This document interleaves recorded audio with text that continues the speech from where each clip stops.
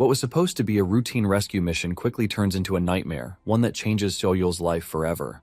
So-Yul, a D-rank rescue hunter working under the Bureau of Hunters, specializes in locating trapped hunters inside dangerous dungeons. On one mission, he and his team enter a dungeon expecting a standard extraction, but things take a deadly turn when ghouls block their escape. Using his search ability, So-Yul finds an alternative route, only to lead them into even more dangerous territory filled with deadly monsters. As the team gets overwhelmed, So-Yul realizes a necromancer is controlling everything behind the scenes. In a desperate move, he sacrifices himself by pushing his teammates out of a magic circle, trapping himself behind to ensure their survival. Left alone, he faces the dungeon boss, who attempts to turn him into a ghoul. At the brink of defeat, So-Yul uses his final strength to search for a way out and discovers a mysterious monument offering a hidden class called Architect of Labyrinth.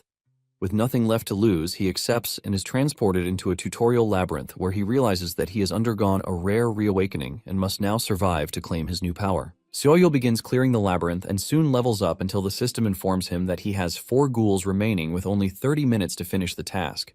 This makes him note that he must work faster. The tutorial was going smoothly, and he effortlessly took a weapon from one of the fallen monsters. After which, he utilized his mapping skills to track and wipe out most of the monsters. It was basically a breeze-through, and So-Yul was sure he could finish up within the required time. However, everything changed when a giant monster started chasing him, but he was still confident he could handle it because, unlike the smaller fries, this one traveled alone. Since it would take up more time and effort to defeat, So-Yul decided to take out all the smaller monsters before using the remaining time to handle the giant monster. Before he could continue the hunt, one of the smaller ones approached him, making it even easier for him. But just as So-Yul is about to finish it, the giant monster appears out of nowhere along with the remaining 3 smaller ghouls. This surprises So-Yul because he didn't even sense them moving as a group. This is because he hadn't checked the map properly due to his limited time, which landed him in this epic mess. As he calms his nerves to plan his next strategy, So-Yul realizes he can only handle 2 ghouls at once. So he takes down one and decides to plan, but the major problem is that he's surrounded, meaning the best way out is to break right through them. However, after calculating every possible move like a chess piece, he quickly realizes that he's in checkmate. So-Yul's determination begins to falter as his inferiority for being a measly D-rank hunter starts to eat into his mind. But as the monsters lunge towards him, So-Yul refuses to give up, no matter how at a disadvantage he is. He reminds himself that this is just a tutorial designed for his gain, so he shouts at the system to act like a proper servant and help him figure a way out since he didn't accept this task just to be ghoul chow. Just then, So-Yul's 6th sense skill activates, and as he prepares to take on the monsters, the system notifies him of a new option. It tells So-Yul that he can spin blocks by linking the 6th sense skill with the map function. Once the skill is linked to the map, the system notifies him several times to use the spin block skill through the map. So-Yul then spins the block on the map and realizes that he can now spin the walls in the dungeon to reposition them. Before the monsters can claw at him, he hits the spin function and traps them on another side of the block, leaving the ghouls confused. Left with only one monster, So-Yul is quite pleased with the effect of the new function. He then spins the block a few times to separate the monsters before hunting them down one by one, and before long, he takes down 3 of them. After that, So-Yul swoops in to effortlessly take down the giant monster. But reality hits him harder than he expected as the monster grabs him like a panini. However, So-Yul refuses to accept such a defeat, so like an overpowered boss he breaks free and with a single strike, defeats the giant ghoul. The system immediately announces the successful end of the tutorial and changes So-Yul's class to Labyrinth Architect. He is also given the King of the Labyrinth skill, meaning all the ghouls defeated will be included as part of his labyrinth monsters. The system then offers to return So-Yul to a safe area. Meanwhile, right outside the dungeon, Li-Han is still trying to go back for him, but his colleagues hold him back as they feel So-Yul might have been devoured. Besides, the gate of the dungeon has already vanished, so there's no way to go back for him. But to their utter shock, So-Yul strolls in eating popsicles and even offers them some to cool their short-circuited brains. So-Yul then clocks out from work and heads to the park, where he summons the sphere. It's a primary skill that lets him imprison opponents within the labyrinth from outside. Although the sphere can forcibly trap enemies, the system warns So-Yul that they can escape by defeating the labyrinth boss. Apart from that, he also learns that any enemy who defeats the boss will automatically become even stronger. So-Yul decides not to recklessly throw his opponents inside without thinking it through. He also notes that the sphere is invisible to others, which makes it easier to use. He then decides to find ways to fill the labyrinth with stronger monsters since it will come in handy for helping him face strong enemies in the future. But the only way to fill the labyrinth is to defeat monsters inside it and make them serve him by activating the King of the Labyrinth skill. So-yul knows that ultimately, he'll have to get stronger to defeat these monsters himself. While he's lost in thought, his neighbor's daughter, Yeonhee, arrives and hands him a bunch of apples from her mother. So-yul is surprised to receive that much from them, which makes him ask if it's okay. Yeonhee assures him that he can take them since they always have a bunch of leftovers from their store. As they head home, So-yul asks Yeonhee about school, and she tells him it's fine even though she's visibly uneasy. Suddenly they stop in their tracks when they hear a woman causing a commotion in front of a hotel. She frantically begs the police to let her pass through because her daughter is still trapped inside the hotel. Yeonhee studies the hotel closely, pointing out that it doesn't look like it's on fire. So-yul tells her that it's a dungeon break, which happens when a gate is neglected for a long time. When this happens, the monsters inside break out into the real world. So-yul then gives Yeonhee the apples, promising to take them when he returns. Yeonhee asks him why, and he explains that he has to do his job as a hunter in the rescue department. But as So-yul tries to rush into the hotel, a policeman stops him. So-yul shows his identification card to prove that he's with the rescue department, but that doesn't make sense to the policeman, seeing that he's alone. So-yul explains that the others will arrive soon, but the man still stops him because the hotel is teeming with a pack of red goblins. However, So-yul insists on going alone, especially since he heard that a little girl is trapped inside. The policeman continues to reason with him, but So-yul brushes him off boldly because he knows he's not alone. As he heads inside, So-yul is disappointed with the Hanul Guild because they were in charge of clearing the gates in this area. No one pays attention to the dangers around because they trust the guilds to do their job, but these guilds ignore small gates because they aren't profitable enough, which sometimes results in a dungeon break leading to bloodshed. As soon as he enters the hotel, So-yul activates his sixth sense skill and senses the red goblins hiding in the shadows. He calls out for them, and like a swarm of flies they appear, charging straight towards him. So-yul immediately activates the sphere, sucking them all into the labyrinth. He then watches them from the palm of his hand like a boss, knowing that the old him would have been struggling to handle them. But as the king of the labyrinth, all he has to do is relax while his labyrinth monsters do the job for him. From the outside, So-yul watches as his minions chase a one-star red goblin who suddenly stops at the end of the hallway. Although these red cretins are ordinary species that revolve around their leader, they're much more cunning than regular goblins. Just as the ghoul thinks it has the upper hand, the cunning goblin grins wickedly as his other comrades appear from the shadows. But before they can pounce on the ghoul, So-yul slams a wall in their face, giving the ghoul an escape route. He then checks the condition of the labyrinth, only to discover that the goblins have been using their tricks to clear out his minions. So-yul notes that he must keep an eye on things since too many red goblins were sucked into the labyrinth. But even with all their cunning tricks, he assures them that they're only pawns on his chessboard while he's the game master. Afterwards, So-yul reaches the 17th floor where he finally finds the little girl Somi hiding. He assures her that she's safe, and as they head out, Somi asks him if he defeated all the goblins by himself. So-yul tells her he did, even though he knows the ghoul did most of the work. Despite that, it still counts as him doing it himself anyway. So-yul is glad he sucked them into the labyrinth because they were using their sense of smell to hunt humans. If he hadn't arrived in time, they would have found Somi in no time.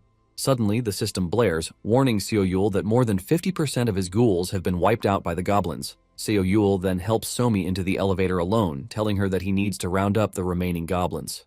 After sending her away, he checks the sphere and finds the main culprit, the Red Goblin King, single-handedly taking out a bunch of labyrinth ghouls. So-yul wonders whether to send him to the labyrinth boss, but immediately changes his mind. He fears that the Goblin King might actually defeat the boss and become too tough to handle, so he decides to enter the labyrinth and handle it himself. The moment he steps in, So-yul is surprised to see a bunch of ghoul corpses lying around. He then spins a few blocks through the map to stop the Goblin King from wreaking further havoc, after which he redirects him towards himself. As soon as the Goblin King shows up, he fiercely takes a swing at So-yul, vowing to finish him, but So-yul swiftly dodges the attacks without breaking a sweat. As he dodges the attacks, So-yul can feel the difference in his body and the level of his stats since his reawakening. One of the major reasons he came into the labyrinth is to test his new skills and maybe leave the rest to the ghouls. But seeing how much his skills have improved, So-yul is confident he can handle things on his own. As the Goblin King continues to attack him, So-yul stabs his weapon into the goblin's wrist, but it breaks free and strikes So-yul.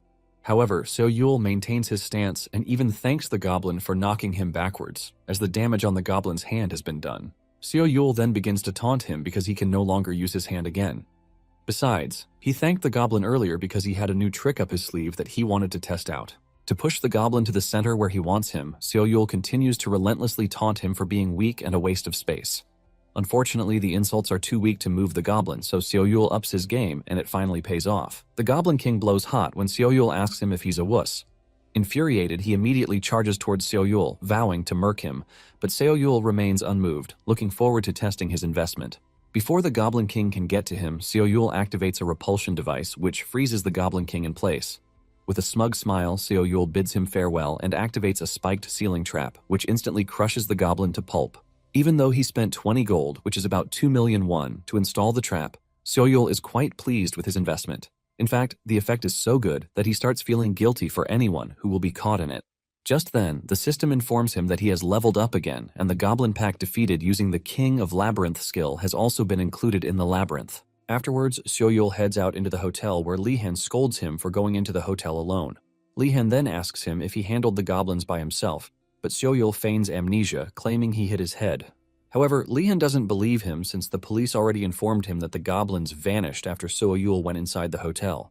But Seo-yul has no intentions of revealing anything, so he playfully tells Li-han to buy him meat in exchange for the truth. Suddenly, Seong-gun, the manager from the Hanul Guild, interrupts them, asking to speak with them. Li-han agrees, and first Seong-gun sincerely thanks them for helping the guild resolve the dungeon break, but Seo-yul and Li-han are disgusted that he made it seem like the guild participated in the cleanup. Seong-gun then asks them not to talk to reporters about the incident, as their guild doesn't want the public to know about it. He promises to compensate the hotel for damages, and warns that reporting negative news about their guild to the public might make people anxious. He also offers to make a generous donation to the rescue department as well. Even though Seo-yul is infuriated by this, he knows the painful truth is that the man is right. Unlike the Bureau of Hunters, who are mostly made up of measly D-rankers, guild hunters range up to S rank. Because of this, people trust the guild more and believe they're the ones with the power to protect them. But Seo-yul hates the fact that the guilds exploit this same trust to do whatever they want. Seo-yul is aware that he can't do anything about it, no matter how much he hates the system. Refusing to let it go like that, he pats Seong-gun on the shoulder with a little strength to intimidate him. Seo-yul gives him a weary smile and agrees to his request because he doesn't even want to publicize the incident to keep any unnecessary attention from himself. Seo-yul also knows that if he blows it up, the Hunters Association will just bury it. However, he refuses to let the Hanul Guild go unscathed, so he bluntly requests that 10 billion won be donated to the rescue team. Since they'll keep cleaning up the guild's messes, Seo-yul intends to bleed them dry. He presses on Seong-gun's shoulder, asking if he can match the offer. Seong-gun is surprised to hear this, but he can't even say anything because Seo-yul has already scared him into a code brown. After handling the dungeon break, Seo-yul is given a 2-day vacation, so he heads to the park to relax.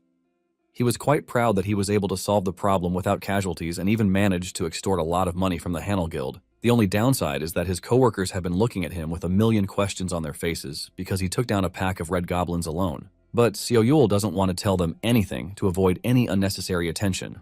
If people were to learn about what he did, Seo-yul fears it might make headlines and draw attention from the guilds, so he decides to use his vacation to focus on maintaining the labyrinth. First, he calculates how much it would cost him to repair the damaged walls and respawn the monsters.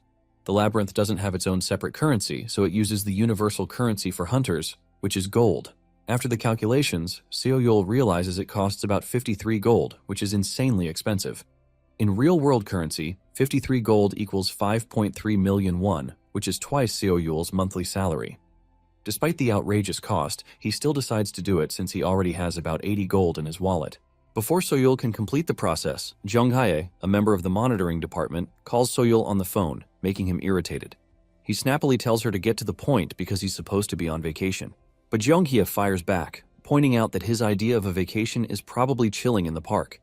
She then tells him to use his seeker skills to help her track someone. But suddenly the line falls silent, making Jung-hae realize that Seo-yul hung up on her. Jung-hae is utterly shocked and can't believe the nerves on him. Meanwhile, after hanging up, Seo-yul instantly forgets about it and goes back to thinking about his labyrinth. He decides to save some gold instead of respawning all the labyrinth monsters since he can step in to handle things himself from time to time. As he continues to deliberate on which plan works better, his phone starts ringing again, irritating him. Seo-yul picks up the call and barks at Jung-hae to track the person herself since it's the job of the monitoring department, but she begs him to save a damsel in distress and even offers to buy him beef. Seo-yul is not interested in playing Prince Charming, but the beef offer briefly entices him. To seal the deal, Jung-hae assures him that he'll agree once he hears the name of the person she wants him to track. Seo-yul then asks her who it is, and Jung-hae reveals that it's Taesan, which immediately piques his interest. Considering Taesan's caliber, Seo-yul wants to meet him once, so he excitedly agrees to Jung-hae's request. Shortly afterwards, he arrives at a spot to observe a bunch of old geezers playing Korean chess. Even though he had never met Taesan in person, Soyul was able to track his strong, dark red aura all the way there. This aura is only possessed by powerful awakeners, so they tend to stand out even from a distance. Soyul studies him more closely, wondering if he's truly the legendary Taesan because he looks like an ordinary, scrawny old geezer. Just then, Taesan's game partner catches Soyul staring and asks if he knows how to play Korean chess. Soyul says he can play a little, so the man asks him for advice on his next move. Soyul starts to give the old man advice, but before he can finish, his sixth sense activates, signaling danger. As Taesan moves to strike him with a chess piece, Soyul quickly dodges, causing it to hit a tree behind him.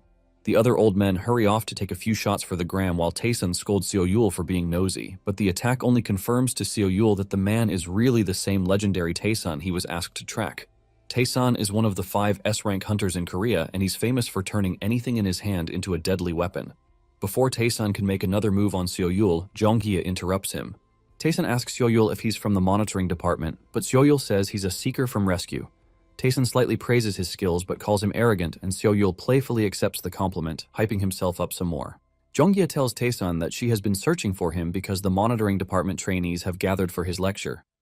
Taesan agrees to go back with her, and Jonghyea asks Soyul how he managed to track someone whom the whole monitoring department couldn't find. Soyul boastfully tells her that it's because he's quite capable. He then prepares to leave, but Taesan tells him to follow them as he wants to confirm if Soyul actually has any talent apart from his arrogant mouth. At the monitoring department trainee gathering, Taesan gives the audience a little demonstration. He tells them that every awakener has their own maximum capacity, which means a C-rank hunter can never escape being C-rank. However, he informs them that the system can be tweaked a bit depending on one's will. Since martial arts can't be measured by numbers, Taesan tells them that they can become stronger depending on their weapon expertise. While Taesan pumps up the crowd with his motivational speech, Soyul blanks out because all he wants is to go back to studying his labyrinth. Suddenly, Taesan barks at a dude named Siwoo standing beside Soyul, asking him how long he has been receiving his training. Siwoo answers that he has been training under Taesan for 4 months. Siwoo turns out to be one of the few B-rank hunters in the monitoring department. Taesan commends him for his talent and asks what he thinks is required to wield a sword. Siwoo answers with determination that overwhelming strength and understanding of one's skills are what is required. Taesan pauses for a while before throwing the question to Soyul. Instead of giving it a thought, Soyul casually tells him that the will to wield the weapon is what is required. A disdainful chatter erupts in the crowd because of his mindless answer, and everyone prefers Siwoo's response instead. They also point out that Soyul is not even a trainee of their department. Taesan then points out that Soyul answered too casually and asks him if he is sure about his answer. Soyul says he's certain and is impressed that Taesan was sharp enough to see through him. Taesan calls Soyul out for having a nonchalant attitude, but still announces that his answer is correct. However, Siwoo is not happy to hear this, and Soyul is even more puzzled, but he thanks Taesan. Siwoo angrily questions Taesan's decision and refuses to accept it because Soyul isn't even a trainee like him. Soyul is quite confused by Siwoo's childish outburst, while Taesan tells Siwoo that anyone with the qualifications can stand on the stage. He then announces that he'll be giving Soyul an equal chance like Siwoo to pass his test, and all they have to do is prove their respective answers. Siwoo accepts the challenge, but Soyul immediately rejects the offer. However, Taesan asks him to reconsider, telling him that he will take anyone who passes the test as a disciple. The thought of being the disciple of an S-rank powerhouse instantly piques Soyul's interest. Apart from learning how to become stronger, it's also a chance to rise to a higher position. Seeing that he has Soyul where he wants him, Taesan asks if he's tempted by the offer. Soyul hesitates for a second before decisively accepting Taesan's offer. Afterwards, they proceed to the test location, and Taesan tells them that they're to utilize the skill he will pass down to them to smash an ether stone. He promises to take as his disciple anyone who breaks off as much as possible from the stone. This is a very daunting task because the ether stone is a rare stone that can only be found in the temple. Because it's imbued with magic power, only powerful awakeners can break it. Soyul then starts wondering what Taesan means by passing down a skill, while Siwoo, determined to win the challenge, pumps up the crowd for their support. The crowd cheers for Siwoo, while Soyul makes up his mind to grab this opportunity no matter what happens. Taesan then prepares to pass down the skill, but he warns them that they will be automatically disqualified if they don't feel anything. As he begins to pass the skill to Soyul and Siwoo, a terrifying red aura hits them. Soyul's system instantly detects the aura, but before he can make sense of it, Taesan's aura almost sucks the breath out of him. However, he's determined to persist until the end to receive the skill. Just when he starts to lose consciousness, a sudden calmness hits Soyul as he sees the skill Taesan has passed down to him. A spear appears before him, and the system notifies him that he has acquired the Serene Mind skill. It also informs him that he has mastered the Dragon King's spearmanship. As Taesun notices Siwoo's and Soyul's expressions, he commends them for having the right aptitude to get the inheritance. Normally, other people don't feel anything, while others pass out before they can receive the skill. Afterwards, he asks the boys who wants to go first, and Siwoo immediately takes the lead. Siwoo is determined to blow everyone's mind away to keep Soyul from even having the mind to challenge him. As he prepares to take a swing at the stone, he curses Soyul under his breath, accusing him of buying his way with money. He can't understand how a useless D rank managed to withstand Taesun's skill inheritance. Determined to show his superiority, Siwoo uses every bit of his strength to hit the ether stone with his sword and chops off a large chunk of it. The crowd is amazed by Siwoo's power and feels his talent is being wasted in the monitoring department. Taesun notes that Siwoo has mastered the Dragon King's swordsmanship. After his demonstration, Siwoo taunts Soyul, telling him that he needs to know his place as a junior. But Soyul fires back at him for his inferiority complex and always feeling the need to prove himself. Before the roasting can get out of hand, Taesun tells the boys to cut it out and informs Soyul that it's his turn. Soyul then heads to the front, thinking he only responded to Siwoo because of his condescending tone.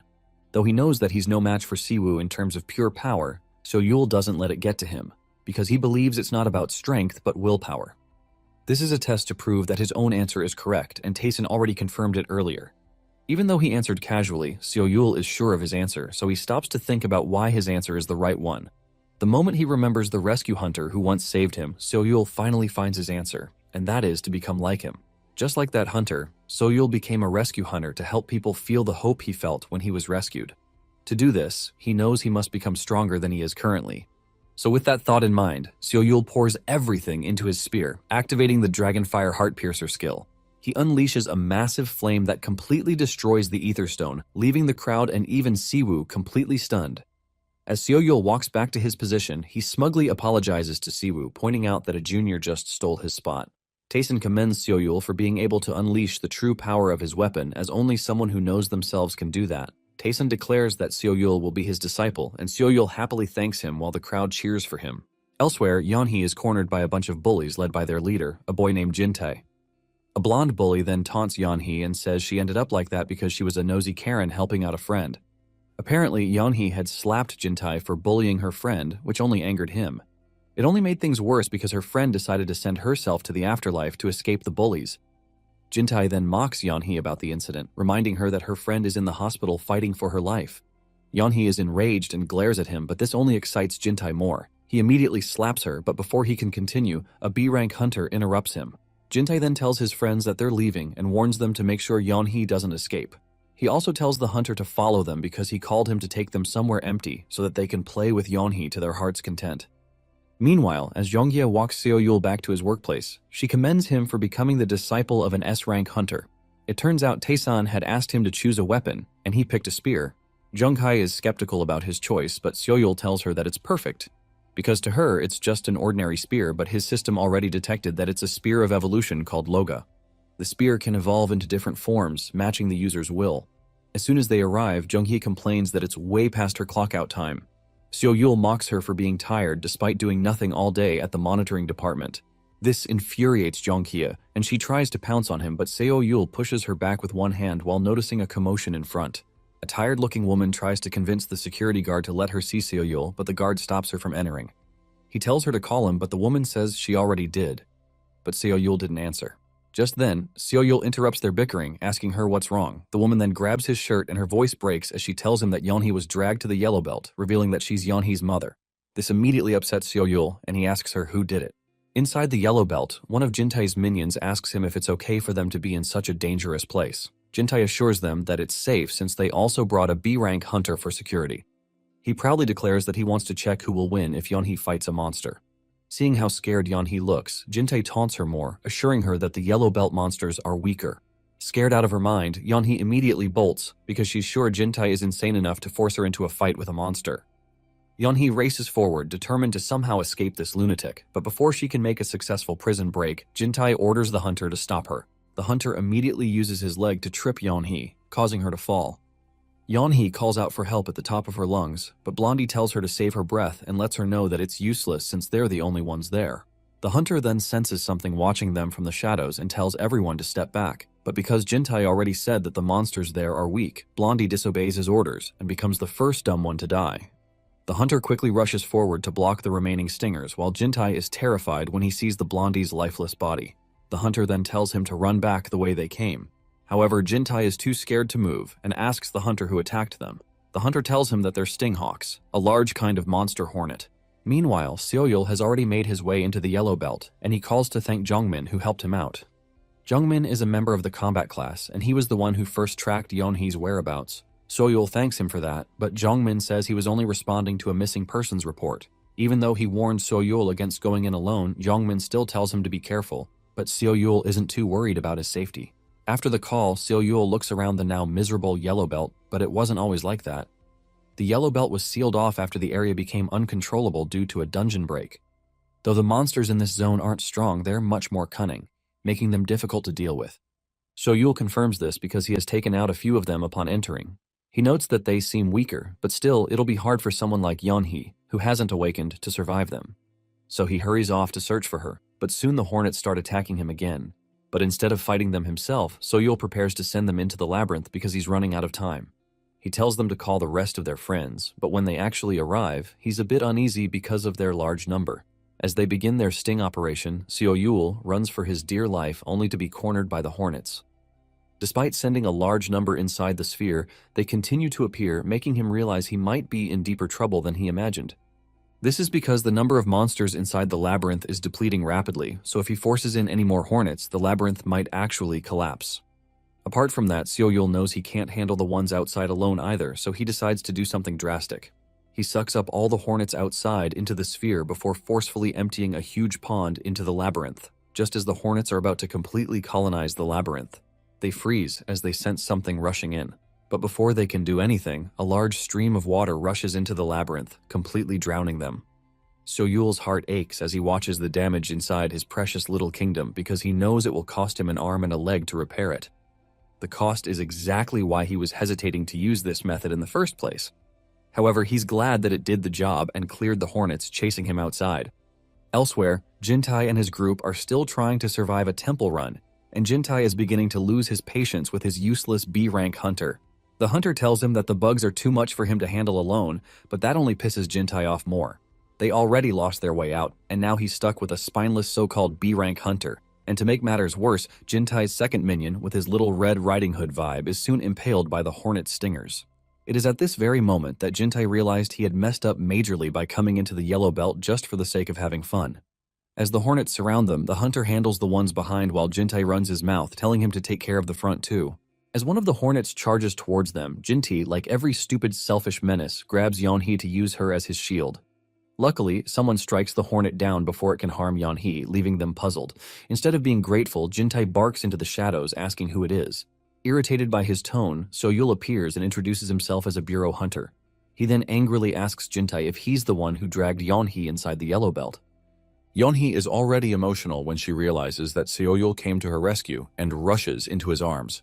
He then asks if she's okay, pointing out that it's the first time he has seen her cry. Jintai soon interrupts their reunion and offers to pay Seoyul any amount in exchange for showing him the exit to the yellow belt. Yeonhee tells Seoyul to ignore the piece of trash, but Seoyul ignores her as his face suddenly turns dark. He then apologizes to her, but before Yeonhee can ask why, Seoyul knocks her out. Seoyul gently places Yeonhee on the ground and promises to get home after cleaning up the waste.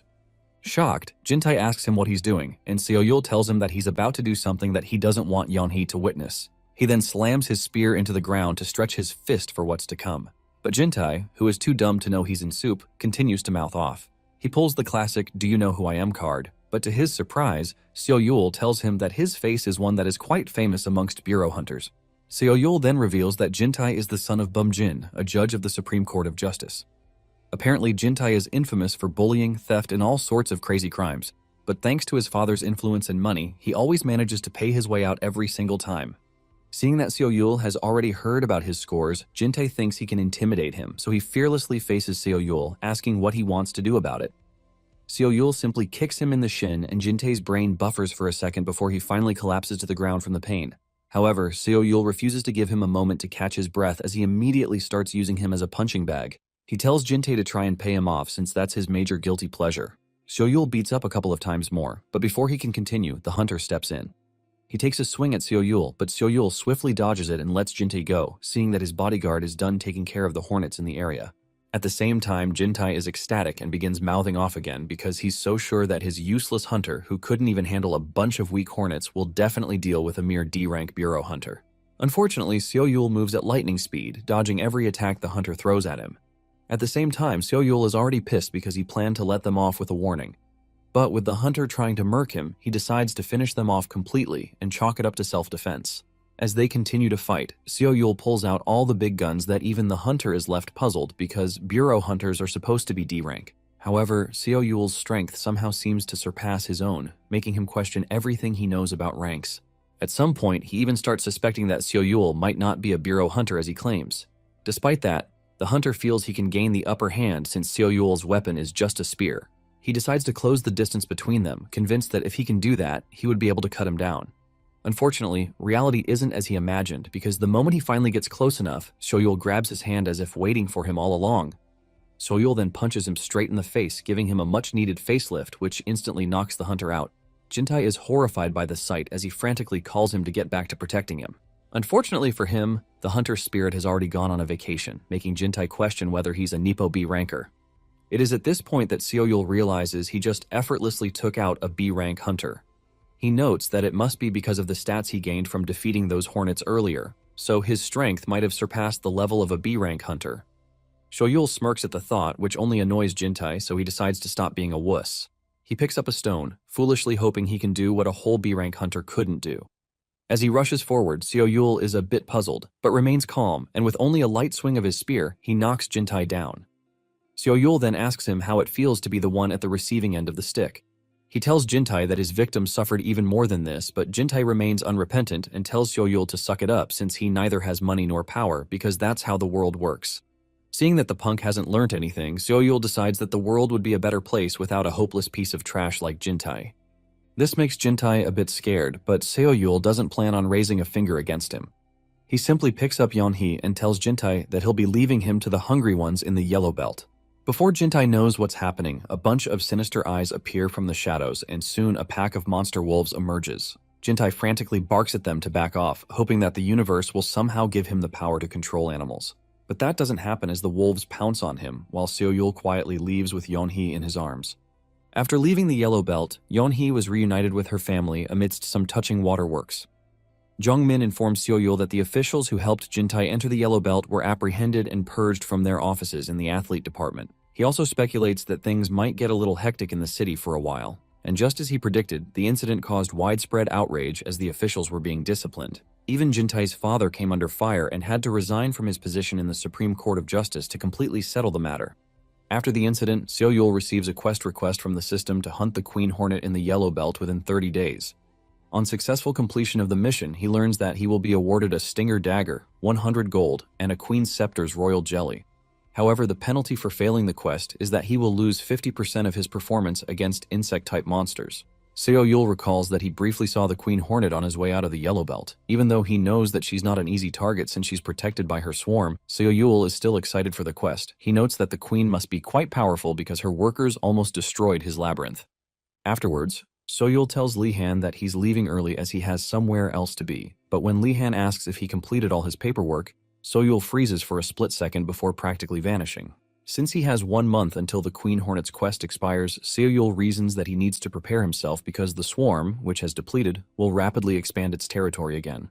Seo-yul soon arrives at a temple where Taesun tells him that he's late and orders him to enter because he plans to start Seo-yul's training immediately. Upon entering and changing into the dojo uniform, Seo-yul finally digests the fact that he is Taesun's disciple, but the old man tells him not to ride on this fact because there are still 2 other disciples above him. In addition, the amount of training he is going to engage in is going to choke him. Taesun leads Seo-yul into the training room, where he meets one of Taesun's senior disciples, Gyunsu. Sitting in the room is the jawbone of an iron monster, which is a unique variant that exists nowhere else in the world. With the battle scars all over his back, Taesun admits that the monster was the first thing that almost sent him to the afterlife. Taesun walks to the jawbone and tells Seo-yul that this will be his first task. Taesun grabs the handles that have been placed on the jawbones, and he pulls them apart with immense strength. After showcasing what needs to be done, he lets go of the jawbone while admitting that the jawbone is as stubborn as ever. Gyunsu claps for his master, commending him for always being the incredible man that he is. At the same time, Seo-yul is blown away by the muscles on the man and how ripped he is. Taesun then tells Seo-yul to try what he just did, and he agrees. He walks over to the jawbone, thinking about how he is currently above a B-rank hunter and he might not be able to pull it wide open like Taesun, but he plans to move it. However, Seo-yul couldn't even move the jawbone open, and Taesun is even more surprised that the jawbone didn't move. Seo-yul doesn't want to believe this as he continues struggling with the jawbone, and Taesun tells him that the training will build his physical strength, so he should just continue at it until he succeeds. As Taesun leaves, he tells Seo-yul that there will be no next stage until he pries the jaw open. Deep down, Gyunsu is not impressed too, and he concludes that Seo-yul is just a nepo baby. The next day, as Gyunsu makes his way to the training hall, he realizes that he has worked harder for the past 2 years than anyone to prove that he is worthy of being a direct disciple. But in the end, Seo-yul ends up being the one who gets his spot. Gyunsu is not happy that it is not a B rank like him who gets it, but some random dude from the bureau. Because of how much he has worked, Gyunsu doesn't think it is fair that he got sidelined. He steps into the training hall and, to his surprise, he finds out that Seo-yul is already in the hall, cleaning. He greets Seo-yul with a tense voice, and Seo-yul urges him to speak more comfortably with him, telling him that he is the rookie. Gyunsu replies that he might be okay with that, but he is not, and he looks around to see how clean and sparkling the gym is. He is blown away by this, and he asks him if he cleaned the gym himself, and he replies that he did. Gyunsu walks off, urging Seo-yul not to do it again, because it makes the rest of them look bad when the direct disciple is doing chores. Seo-yul is taken aback, and he asks Gyunsu if there really needs to be a hierarchy for things like this. Seo-yul tells him that he had the time on his hands, and he just decided to do it. He believes that being a direct disciple doesn't mean he is going to dump his work on others, since they are all there to get stronger. Gyunsu stares at Seo-yul and cannot believe just how annoying he is. Gyunsu watches as Seo-yul continues coming to training for the next 2 weeks and even stays later than anyone else just to train. Gyunsu realizes that, despite being the direct disciple, he never once threw his weight around or looked down on anybody. Gyunsu basically trains like his life depends on it, while getting along with everyone else. Gyunsu finds no fault in him, and this pisses him off even more because he is exactly the kind of person he would like to be. Sometime later, Seo-yul almost succeeds in pulling the jaw open, but he fails yet again. His hands have bled all over the jaw handle from grabbing it all the time, and just then, Gyunsu walks over to give him a bottle of water. Surprisingly, Gyunsu tells him not to overdo it, and Seo-yul is surprised that he finally dropped the formalities. Seo-yul takes the bottle from him, and he is still drinking when they hear a loud horn in the distance. Seo-yul asks him what this is, and Gyunsu mentions that it is the deployment signal for the Overcross Guild. Apparently, the Overcross Guild was heading into a nearby dungeon that day. Seo-yul is surprised that the guild is operating at that hour, and Gyunsu mentions that Overcross actually works 24/7. Seo-yul is surprised that Gyunsu knows this, and Gyunsu reveals that he had worked for Overcross briefly. The following morning, the Overcross Guild steps out of the dungeon after a successful mission to capture a steel-blood orc. One of the hunters asks his colleagues if it is actually legal for them to poach monsters this way, and he replies that, in the real form of things, they are not allowed to. However, the orc that they just captured would go for at least 12 billion won on the black market. He tells them that they pay their salaries using things like this. One of them has the orc necklace with him, and the moment the orc sees this, he is already losing his mind. The two idiots start making fun of the necklace and even decide to throw it away, but this only gets the orc really crazy. Elsewhere, Seo-yul and his team just finished a rescue mission, and he is about to leave for the association. His team leader reminds him of the team dinner, but he replies that he is not available because his master tells him to look after the rest of the disciples since he is away. Suddenly, the emergency alarm goes off, requesting support because a 3-star boss monster that was being transported illegally has broken loose and is currently on a rampage. Surprisingly, the incident is taking place at the Korean Martial Arts Association. At the association, the orc is already causing a rampage, destroying everything in its path, leaving Gyunsu totally battered and helpless. Gyunsu has a reflection of everything that has happened so far, and the fact that he has always considered himself to be a genius. He also believed that it was right for them to exploit sub-guilds because it was the right of the strong. However, it was the day that he got abandoned and left to die by his own men that he realized just how wrong he was. He realizes that he was just another replaceable cog in the machine. Gyunsu also realizes that the world is a really cruel and rotten place. Nonetheless, he believes that there are still good people in the world because he was saved by someone, and he is trying to live up to that person's standard by making the world a little bit better. Gyunsu gets back on his feet instead of giving up in front of the orc, and he screams at him, telling him that everything he has gone through has pushed him to survive 2 years in that hellhole. Gyunsu points his half-blade at the orc, even though it is tough for him to move. Nonetheless, he figures out that he has to hold out as long as the orc is focused on him so that the other disciples can escape.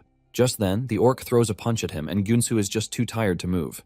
He is already picturing his head flying over his neck when Seo-yul shows up to block the punch while commending Junsu, telling him that he's done enough. Seo-yul urges Gunsu to leave the rest to him, and he activates the labyrinth, dragging the orc in there. The moment they arrive in the labyrinth, the orc doesn't even waste time as he chases Seo-yul around. Seo-yul doesn't expect the orc to be that aggressive and monstrous. He can't even believe that the orc just finished fighting the Overcross Guild, and it still has that much energy in him. The orc chases Seo-yul through the labyrinth halls as if he were taking his girlfriend while crashing the walls around him. Seo-yul finally comes to a halt, and he admits that he can't take on the orc alone, so he needs support. Seo-yul immediately releases the red goblins to surround the orc. They lunge at him, trying to overpower him, while Seo-yul looks for an opening. However, the orc is so strong that he is tearing into the goblins like paper. Seo-yul watches as his minions are getting shredded by the monstrous orc. Seo-yul is pissed at how much damage the orc is doing to his labyrinth walls when he went through a lot to fix them. He realizes that the goblins won't be enough to create the opening that he wants, and even though he didn't want to use his high monster because of the risk, he realizes that he has no choice at this point. Seo-yul then summons the labyrinth boss, Kaori, who engages the orc in a fierce fight. Kaori struggles against the orc, but this gives Seo-yul the time to lunge toward the orc's head. He pushes his spear into the orc's head, but this is not enough to kill the orc, as he still has the strength to crush Kaori. With the Kaori defeated, the system tells Seo-yul that respawning is currently unavailable. Seo-yul pulls back with anger that the orc killed his labyrinth boss. In annoyance, he activates the Hall of Steel Trap. This rains arrows on the orc, and Seo-yul also uses the opportunity to cut the orc's leg with his spear. The orc crashes to the ground, and Seo-yul activates the spike ceiling trap, which immediately crushes the orc. It flattens the orc, and Seo-yul commends his ingenuity because he stacked all the traps in that area just in case the orc wanted to go rogue. Just then, he gets a warning, telling him that the labyrinth's durability has fallen to 72% and the labyrinth will automatically vanish once it reaches 60%. In addition, all monsters will be eliminated, and Seo-yul grabs his head in frustration because losing the boss was a huge hit to him. Nonetheless, he knows that he would have died if not for the labyrinth. Suddenly, the ground starts to shake, leaving him wondering what just happened. Before he knows it, the orc pushes his way through the floor, and he looks even more dangerous than before.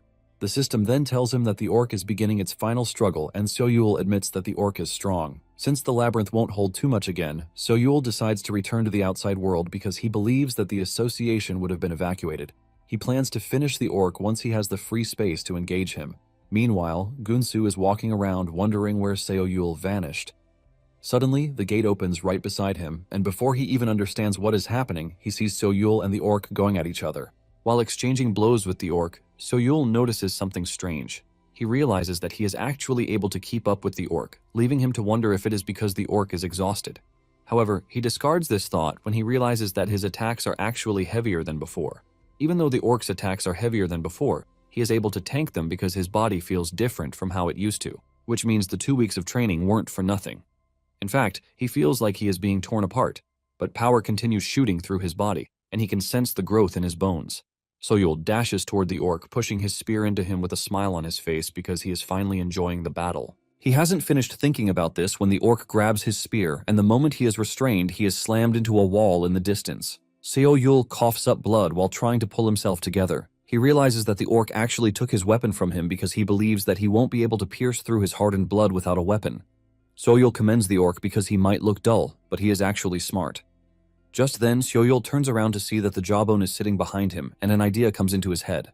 At the same time, Gunsu lunges at the orc, telling Seo-yul that he is going to buy him some time, so he should use the opportunity to get himself a weapon. Gunsu hasn't even finished his statement when the orc slams him into the ground. Seo-yul then dashes toward the orc, telling Gunsu that he has already found a weapon. Since the orc is concentrating on Gunsu at the moment, Seo-yul realizes that he has a chance. Seo-yul grabs the jawbone and knows that this is going to take every last bit of strength that he has. A burst of energy shoots through Seo-yul's body as he commandeers the jawbone. He pulls it open and releases the lever on Seo-yul's head. The jawbone claps the orc's head and decapitates him relatively easily. The orc's body crashes to the ground, and the system informs Seo-yul that he has acquired a unique grade item, the demonic dagger. Seo-yul thanks the orc because it is because of him that he finally solved the only thing that has been hindering him from going to the next stage of his training. With the orc defeated, Seo-yul walks over to where Gunsu is to get him to open his eyes because he is already losing consciousness. Seo-yul screams at him, telling him not to sleep, and this is enough to jerk Gunsu back to life. Seo-yul teases him, telling him that he has 9 lives, and to Gunsu, what he sees is an angel saving him. When he tells Seo Yul that he is the one, Seo Yul doesn't totally understand what he means by this, and he just teases him, telling him that there is no one who would look after him if not him. Nonetheless, Seo Yul urges Gunsu to chill out because it is all over. The next day, at the bureau headquarters, reporters and news agencies crowded the whole building. Not long after this, the director of Overcross, Yunwan, shows up, and all the attention immediately flows to him. The reporters ask him for a statement regarding what happened, while some ask him if he is admitting that the whole incident happened during an illegal monster transport.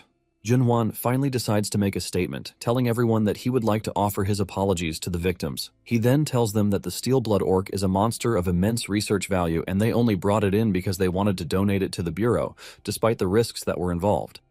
Junwan then tells the reporters that he has no further comments while assuring them that he is going to fully cooperate with the monitoring department's investigation. Just then, one of the reporters spots Seo Yul in the back, and he calls everyone's attention to him. They rush over to him, demanding that he comment on the incident. They ask him how a D-rank hunter like him is able to take down an orc, but before he can say anything, his team leader drags him away, saying they have to work. Suddenly, one of the reporters makes a comment about how the Bureau is not giving an adequate response to what happened. He continues by saying the Bureau exists to monitor and coordinate with large guilds to prevent incidents like this. Since they are not able to do what is required of them, the dude says the Bureau is partially to blame. Seo Yul is pissed when he hears this, but his boss tells him to ignore the dude because he is just a YouTuber who took money from big guilds to post biased trash.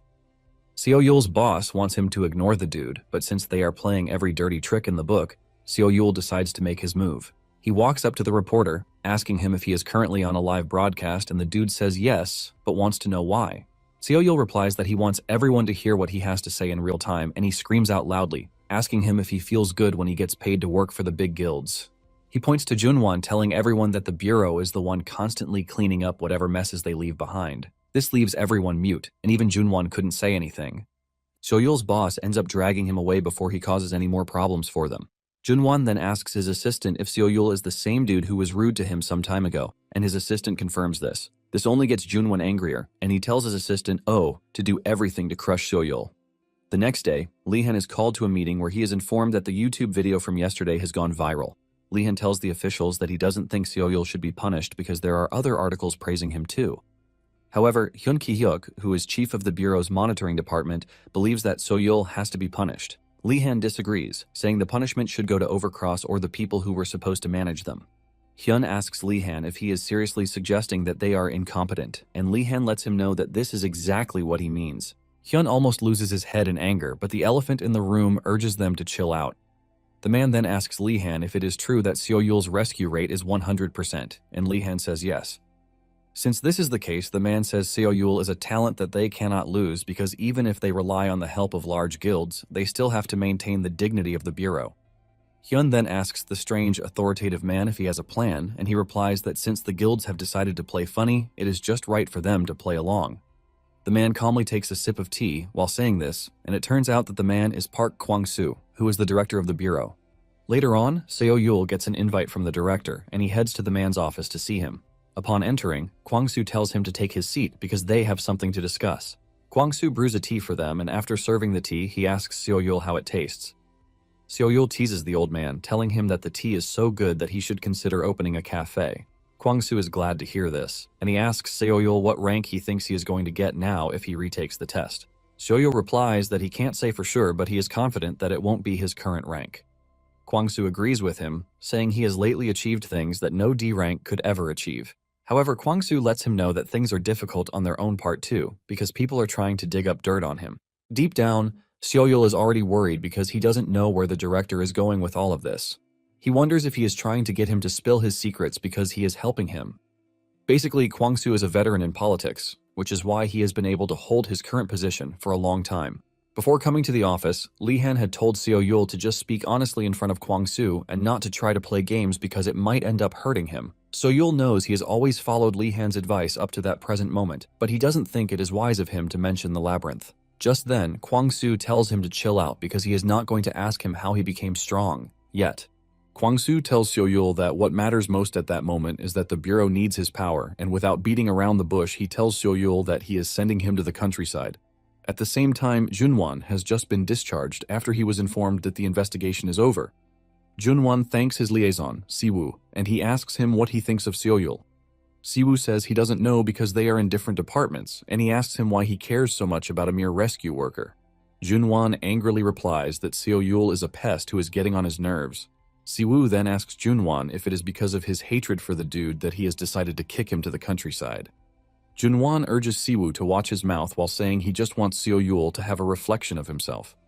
They are in the middle of this discussion when Seo-yul appears behind them, asking them if they are close or something. Junwan tries to act cool, telling Seo-yul that it appears that fate keeps bringing them together. Yunwan tells Seo-yul that he heard the news of Seo-yul being sent to the countryside. Seo-yul picks his ear and blows it off, while casually telling Junwan that even though the official notice is not out yet, but he already knows that. Seo-yul teases him, asking him if he is stalking him or something, but he urges Yunwan not to worry about him because it's just a 6-month dispatch. Junwan mocks Seo-yul, saying he is quite the optimist because, from what he heard, the Bureau only dispatches those at the department head level or higher, so it doesn't really look like a dispatch. Junwan is still talking trash when Seo-yul cuts in, telling him that even his spy, Siwoo, doesn't know the important news yet. Seo-yul admits that he was going to wait before announcing it to everyone, but he decides to tell them. He reveals that as of that day, he has been promoted from 8th grade to 6th grade, which means he is now a senior officer, thanks to the double promotion. Siwoo and Junwan are shocked to hear this, and Seo-yul quickly teases Junwan, telling him that he doesn't look really happy about his promotion. Junwan swallows the hard pill, saying he is happy for him, but he is wondering if the Bureau just hands out promotions without one being qualified for it. Seo-yul replies that this only means that the Bureau is interested in keeping talents, and he is pretty sure that he is pissed that things didn't go his way. This triggers Junwan, who unleashes his aura, aiming to overwhelm Seo-yul, but Seo-yul replies to the threat accordingly. Siwoo is forced to step in, telling Junwan that it is time for him to leave. Junwan apologizes, saying he only spaced out and would like to be on his way. As he leaves, Seo-yul tells him that he has a piece of advice for him. Seo-yul tells Junwan that trying to break him by changing his location was a big mistake because no matter where they send him, his job as a rescue hunter doesn't change. Seo-yul says this with confidence as he walks away, and Junwan finally loses his cool, punching the wall really hard. It turns out that during the meeting with Kwang-soo, he had told Seo-yul that he didn't have to worry about the dispatch. He tells him that on the surface it looks like a demotion or an exile, but it is nothing other than a 6-month dispatch. However, Seo-yul would have to show results while he is there, which is the only way to keep the outsiders from touching him. In the course of the meeting, Kwang-soo notices that Seo-yul is spaced out, and he calls his attention back to reality. Seo-yul apologizes before thanking the director for looking out for him. However, he lets him know that he has one request, and he reveals that since he is heading to the countryside, he wants the director to send him to somewhere that actually needs his help. Kwang-soo is blown away when he hears this because he wasn't expecting that from him in such a situation. Kwang-soo has no choice but to admit that the dude is something else. Later on, the rest of Seo-yul's colleagues hear that he has become a senior officer, and this shocks the hell out of them. They ask Lee-han if he knows about it, and he replies that he knows because he is the department head after all. They ask Lee-han how they are supposed to handle rescues without Seo-yul, and Lee-han replies that they just have to do their jobs as usual. Since Seo-yul has 1 week before leaving, Lee-han suggests that they call him if he's going to be coming to the team's dinner that is taking place that night. The yellowhead decides to try his luck, and he reaches out to Seo-yul. Surprisingly, he picks up the call, but Seo-yul tells him that he is onto something at that moment. The dude asks him what it is, and Seo-yul replies that he is clearing out a wasp nest. It turns out that Seo-yul has finally made his way to the dungeon to complete the mission he was given, which has just 72 hours left on the clock. Failure to complete this mission will reduce combat effectiveness against insect-type monsters by 50%. After dropping the call, Seo-yul stares at the queen's nest and realizes that she is releasing a ton of monsters, but Seo-yul is not essentially worried about this since he can still move. Seo-yul makes his move, dashing into the distance with the aim of killing the queen. Suddenly he is cut off by insect monsters known as sweepfits, forcing Seo-yul to engage them. He realizes that the queen had made a ton of monsters lying in wait for him. These sweepfits fire their stingers like bullets, but because they take a lot of energy to create, the queen usually doesn't go straight for this option. Seo-yul wonders if the queen already had them ready in the first place. Nonetheless, he doesn't think he has any time to waste because he is just going to find himself surrounded in the end.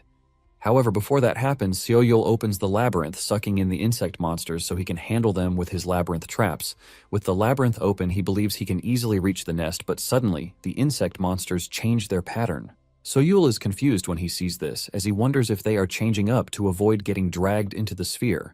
They are basically flying low, which indicates that they might be avoiding the sphere's pull. With everything the monsters have been pulling off so far, Seo-yul figures out that the queen monster has been watching him and taking notes. Instead of being pissed, Seo-yul is actually honored that the queen is using the tiny brain power that she has just to kill him. Nonetheless, Seo-yul has his own plan too. Since he can't respawn labyrinth monsters at the moment, he has no choice but to enter the labyrinth. He plans to pull in the number of monsters he can before escaping as fast as he can. Once he has direct access to the queen, he teases her, telling her to come outside and stop hiding. Suddenly, he notices that the queen's pheromones are going crazy, which means she is doing something worth knowing. He wonders if she is trying to call the rest of the swarm, and just to be safe, he activates his sixth sense. Fortunately for him, he activated this at the right time just to dodge an attack that was meant for him. It turns out that the queen was calling for a powerful soldier she had made before, which is considered the queen's ultimate weapon, and this insect monster is known as Winglash. The Winglash forces Seo-yul to turn in the opposite direction to start running. Seo-yul finally realizes just how desperate the queen is to stop him because she created a strong beast because of him.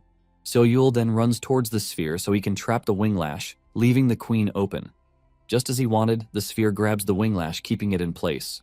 While the sphere is trying to drag the Winglash into the labyrinth, Seo-yul goes after the defenseless queen. Suddenly he notices that the Winglash is onto him again. He manages to turn around just in time to block the monster's attack. The Winglash knocks him to the ground, and this is when Seo-yul realizes that the beast actually tore off his own arm just to escape the pull of the sphere.